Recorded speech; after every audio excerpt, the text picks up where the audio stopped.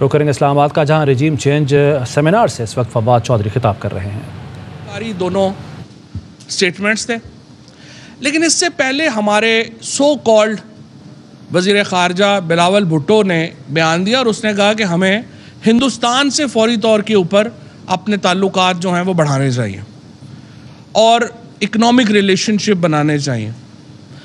اب آپ دیکھیے کہ ایک ماحول بنایا جا رہا ہے 3-4 چیزوں کے اوپر۔ نمبر 1، ہندوستان سے اپنے تعلقات بہتر کرو، اسرائیل کو تسلیم کرو اور امریکہ کو افغانستان میں اڈے دینے کے لیے آپ بات چیت شروع کریں۔ اب یہ وہ ماحول ہے جو اس وقت بنایا جا رہا ہے، اور اگر ہم یہ نہیں کرتے تو ہمارے معاشی مشکلات بڑھتی جائیں گی۔ اب جو شخص عمران خان کو بہت زیادہ قریبی جاننا ضروری نہیں ہے اس بات کے لیے اور اس کنکلوژن پہ پہنچنے کے لیے کہ یہ ایجنڈا عمران خان کے ہوتے ہوئے ممکن ہی نہیں تھا کہ یہ اچیو ہو جاتا، لہٰذا ایک پورا رجیم چینج آپریشن جو ہے وہ لانچ کیا گیا۔ آپ سے کچھ دیر پہلے ڈاکٹر صاحبہ نے آپ کو بتایا کہ کس طرح سے ڈونلڈ لو کی بات جو ہے وہ آپ کے سامنے آئی، جس میں بڑا واضح کہا گیا کہ دیکھیں بات یہ ہے کہ نو کانفیڈنس موو آ رہی ہے، وہ اگر پاکستان میں نو کانفیڈنس موو کامیاب ہوگی تو امریکہ پاکستان کے تعلقات ہوں گے، اگر یہ نو کانفیڈنس موو ناکام ہو جاتی ہے تو پھر ہم آپ سے نبڑ لیں گے۔ بیسیکلی جو نو کانفیڈنس موو تھا اس کا مقصد یہ تھا۔ اب امریکہ کے اس کے بعد کیا ہوا؟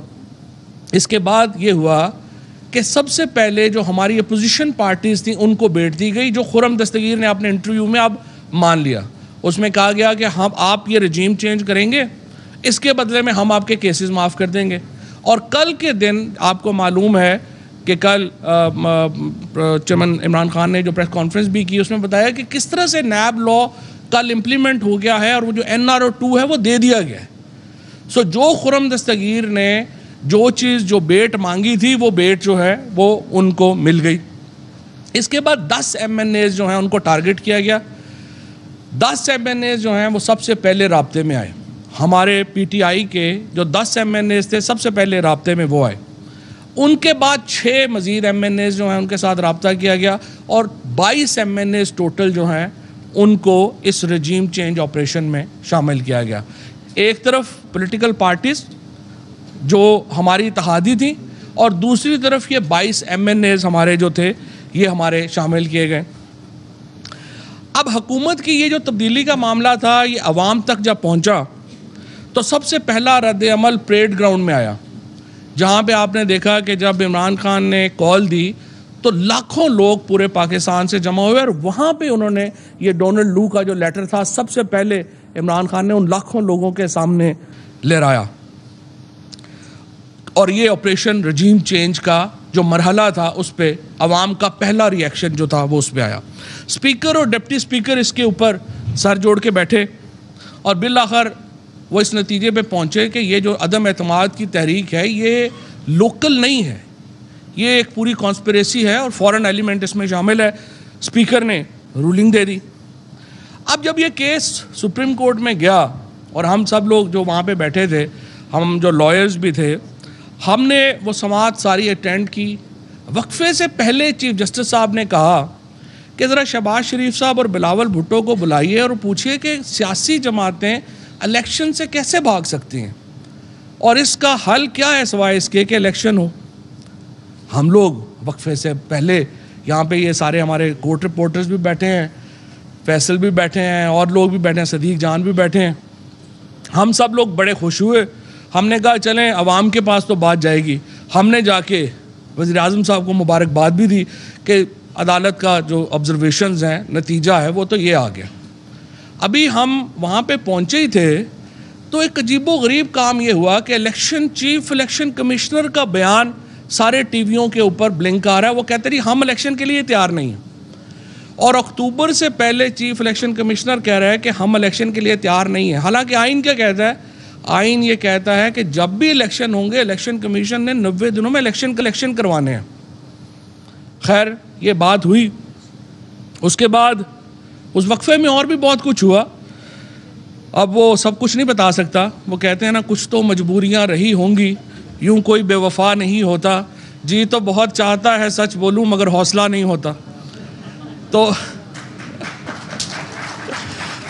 اچھا اب ہم جب گئے ہیں, ہم نے سپریم کورٹ کا دروازہ, جب آپ کو پتہ ہے جو لوگ کورٹ رپورٹ کر رہے ہوتے ہیں کہ جب کیس ختم ہوتا ہے بینچ اٹھ جاتا ہے, سپریم کورٹ کا دروازہ باہر سے لاک ہو جاتا ہے اور کوئی آدمی اندر نہیں جا سکتا. اب اتفاق سے میں اور ایک دو ہمارے اور دوست جو تھے, ہم لوگ پہلے پہنچے اور ہم نے دروازہ لاک کھولا. ہمارے سامنے ہم لاک کھولنے کے بعد اندر گئے تو پتہ چلا چیف الیکشن کمیشنر اور سیکرٹری پہلے ہی لاک شدہ کمرے میں موجود ہیں. اچھا اب یہ کیسے ہوا؟ اب یہ بھی وہی ہوا کہ وہ پھر آپ کو بعد میں بتاؤں گا. بہرحال فیصلہ آپ کے سامنے آ گیا, معجزہ ہو گیا. ہم الیکشن کی طرف جاتے جاتے ادھر چلے گئے. اب سوال یہ ہے کہ کیا یہ آپریشن رجیم چینج آپریشن جو ہے یہ مکمل ہو گیا؟ آنسر از نو. اس پہ سپریم کورٹ کو تو ہم روز ہی کہہ رہے ہیں کہ تحقیقاتی کمیشن بنائیں. سپریم کورٹ کا بھی پتہ نہیں کیوں نہیں حوصلہ پڑ رہا. لیکن بہرحال ہم نے سپریم کورٹ کو روز ہی یہ کہتے ہیں کہ دیکھیے آپ کو کسی عام آدمی نے نہیں کہا کمیشن بنانے کا, آپ کو صدر پاکستان نے کہا ہے کمیشن بنائیں, آپ کو وزیر اعظم اس وقت کے انہوں نے لیٹر لکھا کہا کمیشن بنائیں, آپ کو اسپیکر آف دا ہاؤس کہہ رہے ہیں کہ کمیشن بنائیں. آپ نہیں بنا رہے, آپ کی مرضی ہے, ہمیں بتا دیں کیوں نہیں بنا رہے. لیکن بہرحال اس طرف بھی ہمیں امید ہے سپریم کورٹ کی طرف سے کوئی جواب جو ہے وہ آئے گا.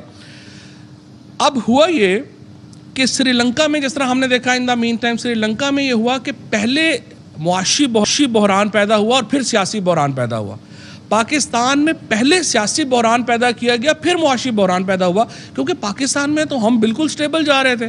ہمارے فورن ریزرو جو تھے وہ روز اوپر جا رہے تھے, ہمارے اوورسیز پاکستانی جو ہیں وہ پوری ہمیں سپورٹ کر رہے تھے, ڈالر ہمارے قابو میں تھا, ایکسپورٹس ہماری بڑھ رہی تھیں, امپورٹس کم ہو رہی تھی, ہمارا اکانومی تو ٹھیک ٹھاک چل رہی تھی. لیکن سیاسی بحران کے نتیجے میں ایک بہت بڑا معاشی بحران جو ہے وہ پیدا ہو گیا. اب سوال یہ ہے صرف آخر میں کہ کیا یہ رجیم چینج آپریشن مکمل ہو گیا؟ آنسر از نو. اس کے دو بڑی رکاوٹیں ہیں اس آپریشن رجیم چینج اور یہ جو ایجنڈے میں. ایک تو آپ نے دیکھا ہفتے کو یہ صرف عمران خان کر سکتے ہیں اور پی ٹی آئی کر سکتی ہے. 36 گھنٹوں کا نوٹس دیا عمران خان نے اور پورا پاکستان ایسے ایسے قصبوں میں لوگ نکلے جن کے نام بھی شاید مین سٹریم میڈیا میں کسی کو نہیں پتا ہوں گے, اور کس طرح سے لوگوں نے عمران خان کے ایک 36 گھنٹے کی کال کے اوپر پورا پاکستان باہر نکلا اور بتایا کہ وہ پاکستان کے عوام کدھر کھڑے ہیں. ایک تو یہ, اور دوسرا یہ ہو رہا ہے کہ یہ ایک بڑے لیول کے اوپر رجیم چینج جو ہے وہ ایکسیپٹ نہیں ہو رہی, اور دوسرا ان کا ٹیکٹیکل لیول کے اوپر پنجاب میں رجیم چینج پوری نہیں ہو رہی, کیونکہ پنجاب میں الیکشن کمیشن نے اور لاہور ہائی کورٹ نے بڑا زور لگا کر کے حمزہ شہباز کو رکھا ہوا ہے وہاں پر as a chief minister. But حقیقت یہ ہے کہ وہ ایک ایسے پھٹے کے اوپر ہے جو کسی وقت بھی سرک سکتا ہے اور ان کی سارا معاملہ جو ہے ان کا لڑک سکتا ہے. لیکن اس کو جان بوجھ کے اس طرح سے جو ہے وہ بنایا گیا ہے. اب جو تمام پاکستان ہے وہ ایک طرف عمران خان کے ساتھ کھڑے ہیں, اور ٹیکٹیکل لیول کے اوپر پنجاب میں رجیم چینج جو ہے وہ مکمل ہو نہیں پا رہی. جب تک یہ دونوں معاملات جو ہیں یہ مکمل نہیں ہوں گے, اس کے نتیجے میں یہ معاملہ جو ہے وہ مزید بگڑے گا. پاکستان میں یہ جو اس وقت حل ہے, سلوشن ہے, وہ واحد سلوشن ہے ہم عوام کی طرف جائیں. عوام کی طرف جاتے ہوئے سیاسی جماعتوں کو ڈرنا نہیں چاہیے, لیکن یہ ڈر رہے ہیں اس لیے کہ یہ عوام سے آئے نہیں ہیں. لیکن مجھے امید ہے انشاءاللہ تعالی یہ آخری چند ہفتے ہیں, عوام اس کا فیصلہ کرے گی, اور پھر پاکستان میں فیصلہ جو ہے وہ کہتے ہیں اب راج کرے گی خلق خدا, جو میں بھی ہوں اور تم بھی ہو. بہت شکریہ. پی ٹی آئی رہنما فواد چودھری اس سیمینار رجیم چینج سیمینار جو منعقد کیا گیا اس سے خطاب کر رہے تھے. ان کا یہ کہنا تھا کہ ماحول بنایا جا رہا ہے کہ ہندوستان سے تعلقات اور اسرائیل کو تسلیم کیا جائے, اور عمران خان کے ہوتے ہوئے یہ ممکن نہیں تھا. اہم ترین خبریں اب ایک کلک کی دوری پر, آپ کے پسندیدہ ٹاک شوز ہوں یا اہم ملکی یا غیر ملکی شخصیات کی نیوز کانفرنسز, ہر لمحہ باخبر رہنے کے لیے سبسکرائب کریں ہمارا یوٹیوب چینل. موسم کی صورتحال ہو یا کھیل کے میدان سے خبریں, اپنے موبائل فون سے ملکی اور بین الاقوامی اہم خبروں تک رسائی کے لیے ڈاؤن لوڈ کیجیے موبائل ایپ बावसूख ज़राए से मुसद्दिका खबरों, तज्जियों और तबसरों से मुस्तफीद होने के लिए विजिट कीजिए पाकिस्तान की सबसे बड़ी न्यूज वेबसाइट www.arYnews.tv।